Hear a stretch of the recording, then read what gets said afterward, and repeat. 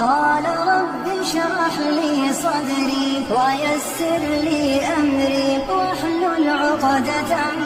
من لساني يفقه قولي واجعل لي وزيرا من أهلي هارون أخي اشدد به أزري وأشركه في أمري كي نسبحك كثيرا ونذكرك كثيرا إنك كنت بنا بصيرا قال قد أوتيت سؤلك يا موسى ولقد مننا عليك مرة أخرى إذ أوحينا إلى أمك ما يوحى أن اقذفيه في التابوت فاقذفيه في اليم فليلقه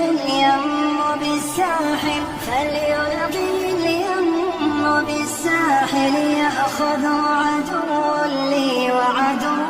له وألقيت عليك محبة مني ولتصنع على عيني إذ تمشي أختك فتقول هل أدلكم على من يكفله فرجعناك إلى أمك كي تقر عينها ولا تحزن وقتلت نفسا فنجيناك من الغم وفتناك فتونا فلبثت سنين في أهل مدين ثم جئت على قدري يا موسى واصطنعتك لنفسي اذهب أنت وأخوك بآياتي ولا تنيا في ذكري